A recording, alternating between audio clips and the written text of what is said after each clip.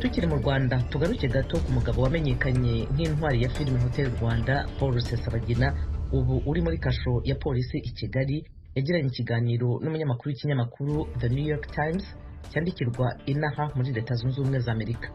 Bimwe mu byo Rusesabagina yasobanuriye uwo munyamakuru murabisomerwa n'umunyamakuru w'Ijwi ry'Amerika mu Rwanda Temistocle Mutijima. Bwana Paul Rusesabagina waburiwe irengero mu buryo bw'amayobera aho yari mu mujyi wa Dubai muri Emirates ziyunze z'Abarabu mu kwezi gushize, nyuma akaza kugaragazwa ari imfungwa mu Rwanda, avuga ko we mu rugendo yari azi ko ajyanywe mu Burundi aho yagombaga kuganira n'abakuru b'amadini.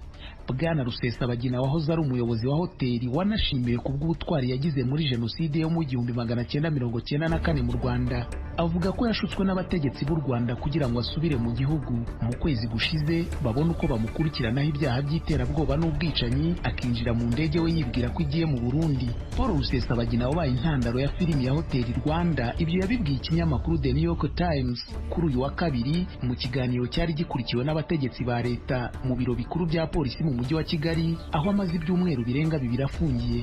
Bwana Rusesabagina w'imyaka 66 y'amavuko, uzwi cyane mu banenga ubutegetsi wabaga mu buhungiro muri leta ya Texas muri Amerika, yavuze ko mu minsi ye ya mbere mu kasho ari mu maboko y'inzego zishinzwe ubutasi z'u Rwanda yari ahambiriye, yapfutswe amaso kandi atashoboraga kumenya aho afungiye. Icyakora akavuga ko uko biri ubu hari icyahindutse mu buryo afashwemo. Umunyamakuru wamubajije akandika iyi nkuru yumvikanisha ko nubwo yavuze ko arimo gutanga ikiganiro ku bushake bwe, yasaga n'uvuga ku bw'agahato. Mu kiganiro cyatangiye uburenganzira na leta y'u Rwanda, Bwana Rusesabagina yavuze uburyo yaburiye ku kibuga cy'indege muri Dubai, nyuma y'iminsi mike akaza kwerekanwa i Kigali mu murwa mukuru w'u Rwanda yambaye amapingu. Icyakora inkuru y'uburyo yabuzemo yakuruye ibibazo ndetse n'impungenge ku ruhande rumwe bitewe n'uku kuba rurangiranwa mu bya filimi. Rusesabagina wari umaze imyaka aba mu bihugu by'Ububiligi na Leta Zunze Ubumwe za Amerika, yavuze ko indege bwite yinjiyemo muri Dubai yatekerezaga ko yerekeje i Bujumbura mu Burundi, aho yateganyaga gutanga ikiganiro mu nsengero ku butumire yari yahawe n'umupasitoro wo muri icyo gihugu. Icyakora nk'uko abivuga, agisohoka mu ndege mu masaha y'urukerera rwo ku itariki ya 29 y'ukwezi gushize kwa munani, yisanze agoswe n'abasirikare b'u Rwanda, hanyuma abona kumenya ko aho ari atari mu Burundi ahubwo ari mu Rwanda, igihugu gituranyi cyabwo, aho yaherukaga mu myaka 16 ishize. Yavuze ko ibyo byamutunguye. Abajijwe uko yabyakiriye, yagize ati, tekereza nawe uko wakumva umeze wisanze ahantu utari ukwiye kuba uri. Ibi bivugwa na Rusesabagina bije nyuma y'icyumweru gusa Perezida w'u Rwanda Paul Kagame ubwo yagiraga icyo avuga ku ifatwa rye, avuze ko yashutswe mu kugaruka mu Rwanda ashingiye ku byo yemeraga ndetse n'ibyo yashakaga gukora. Umuryango wa Rusesabagina ushimangira ko ku bwende bwe atashoboraga gusubira mu Rwanda. Abo bashinja leta ya Kagame kumushimuta bamukuye i Dubai, ndetse bagasaba kumenya byinshi ku bijyanye n'uko yoherejwe mu Rwanda. Guverinoma y'u Rwanda yari imaze nibura imyaka 10 igerageza gufata Bwana Rusesabagina wamenyekanye cyane muri filimi yo mu 2004, aho uruhare rwe muri iyo filimi rwakinwe n'umukinnyi wa filimi w'umunyamerika Don Cheadle. Kuri benshi mu batuye isi, Bwana Rusesabagina ni intwari yemeye guhara ubuzima, irokora ubwicanyi abarenga 200,000. Ibyo yanabiherewe igihembo n'uwari perezida wa Amerika George Walker Bush mu 2005. Bihabanye n'ibyo ariko, leta y'u Rwanda yivuga ko ari umugumutsi ushyigikiye imitwe y'irwanya yagabye ibitero ku butaka bw'u Rwanda. Kuwa mbere w'iki cyumweru, urukiko rwo mu murwa mukuru Kigali rwamushinja ibyaha 13 birimo iterabwoba, ubufatanyacyaha mu gushimuta no kwica, kimwe no gushinga umutwe w'inyeshyamba. Kuri uyu wa kane yangiwe kurekurwa by'agateganyo, akatirwa gufungwa indi minsi 30 mu gihe iperereza rigikorwa. Ni icyemezo yahise ajuririra. Abashyigikiye Rusesabagina bavuga ko Bwana Kagame utihanganira na busa batavuga rumwe nawe mu gihugu, arimo kugerageza kwigizayo buri umwe wese waba ugaragara nk'ushobora guhangana nawe mu bya politiki. Mu kiganiro, Bwana Rusesabagina yavuze ko ari umwere kuri ibyo byaha byose aregwa. Ikiganiro n'umunyamakuru wa The New York Times cyakorewe mu cyumba Bwana Rusesabagina afungiyemo, ahantu bigaragara ko ari heza hasukuye, hari n'igitanda kiriho inzitiramubu. Bwana Rusesabagina we yari yambaye ipantaro ya kaki, ikositimu, inkweto z'ingozi, kandi yari yambaye n'isaha ya zahabu.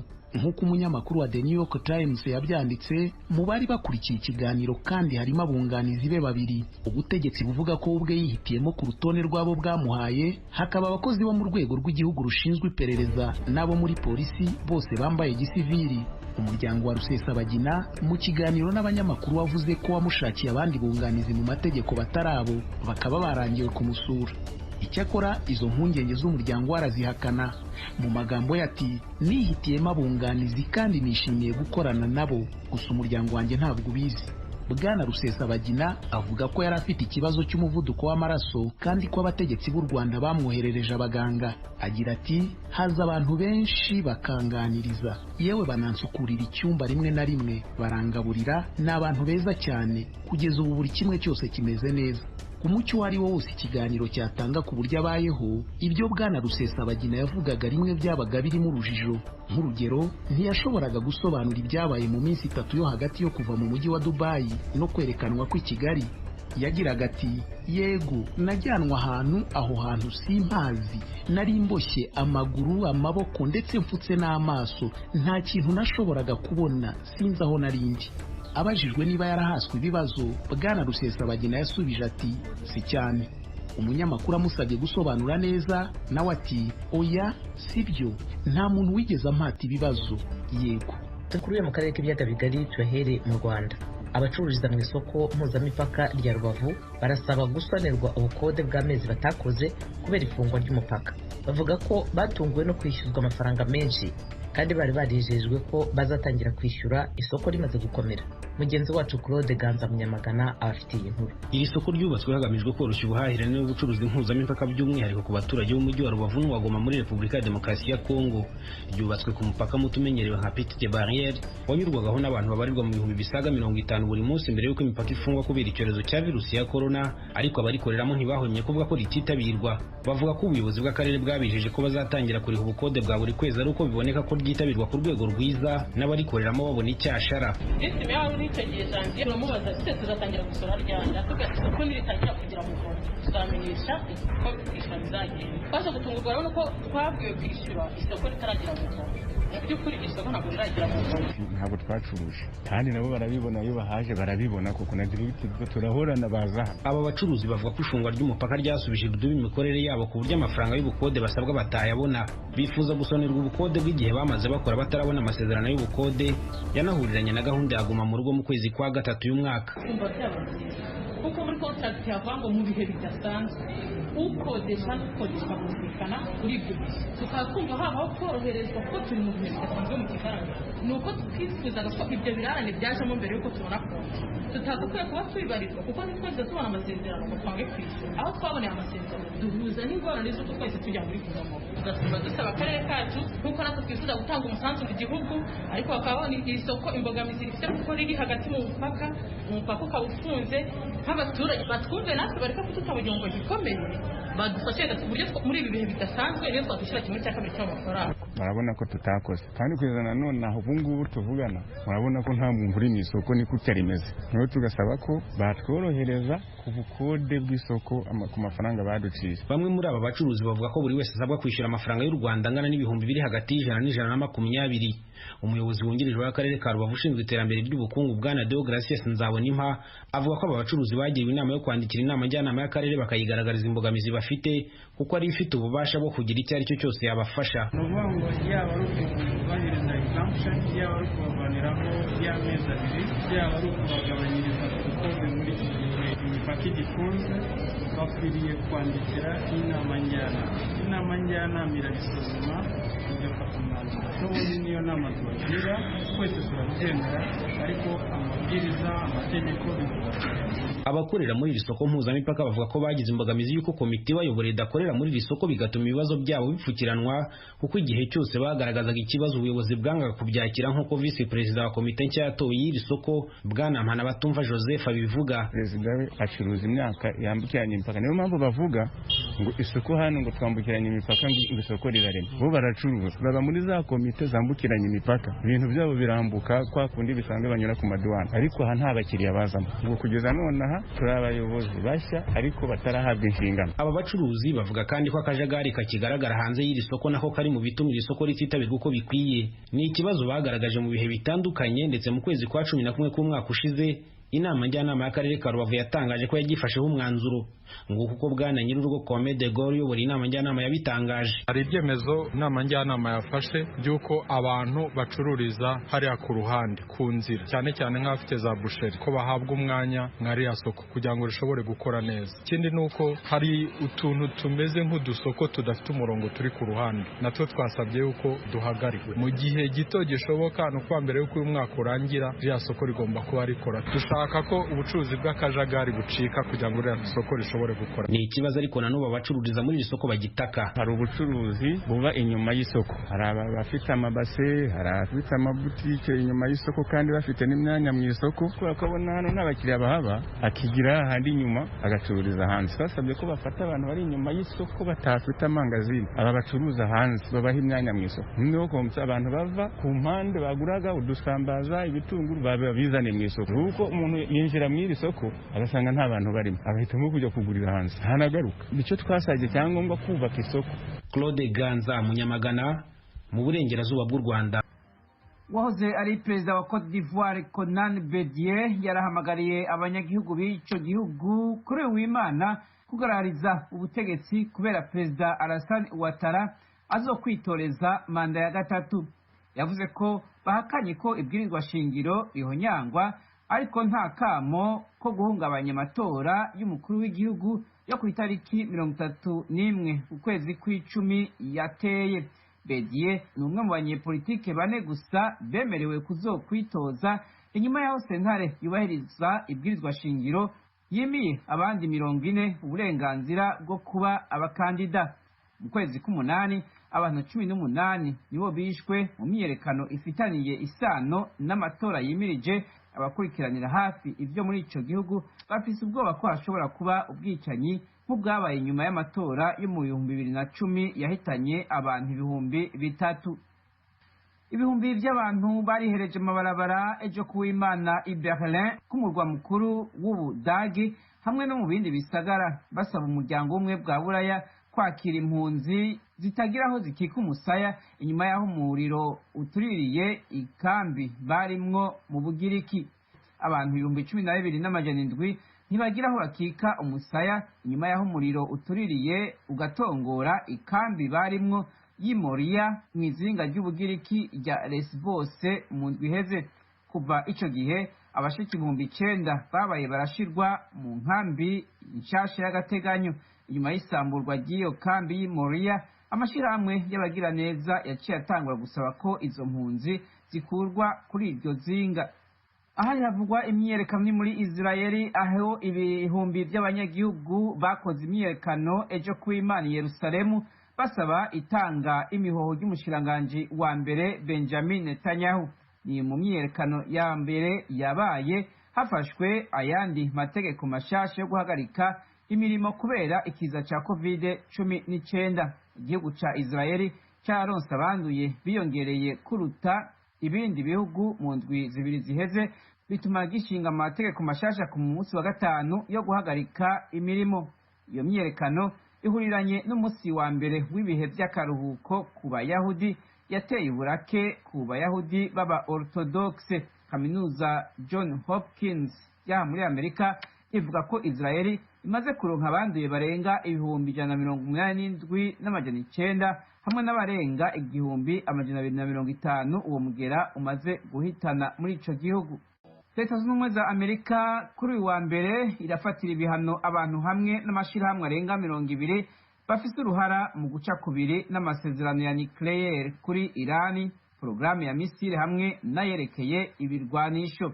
Umutegetsi wa Amerika atashimye ko izina ryiwe rimenyekana yavuze ko Amerika izobibafatira naho hari ibihugu mpuzamakungu bicuritse na Amerika bitabishigikiye kuko ibihano bya nucleaire kuri Irani ikiringo byahawe cyarangiye.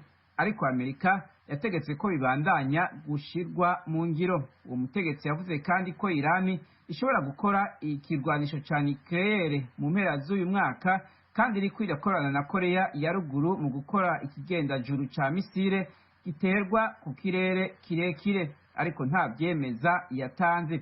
Ibi bihano bishasha biri mu twigoro twa perezida wa Leta z'Ubumwe za Amerika Donald Trump two kubuza Irani kugira igihagararo mu karere.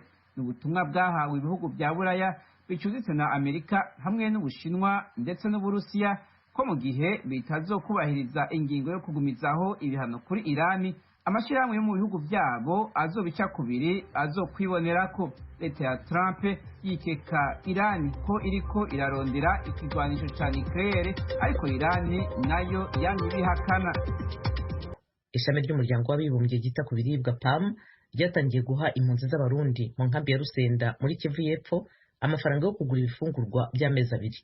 Ni nyuma y'amezi 5 bari bamaze batabona imfashanyo z'ibiribwa. Umunyamakuru w'ijwi ry'Amerika mu Rusenda Vedaste Ngabo akomeza inkuru. Iki gikorwa cyo guhezeza impunzi amafaranga yo guhahisha kiri kubera kuri Centre Jeune yo mu Rusenda cyatangire muri village ya mbere, iya kabiri, iya gatatu, iya 17 n'iya 50. Kije nyuma y'amezi 5 izi mpunzi zari zimaze zidahabwa inkunga y'amafaranga yo kugura ibifungurwa zari zisanzwe zihabwa n'ishiramwe rya PAM. Kuri turi n'umubabaro munini ya cyane kuko nta kuntu inyuma y'amezi 5 batuzanire ibihumbi 29 by'amezi 2 kandi twari dusanzwe dufite amadeni y'abandi kugira ngo tubayeho. Dorari amadeni arenga ayo mahera 29. Ubu turapokera na bene madeni bari ku muryango barindiriye amahera yabo.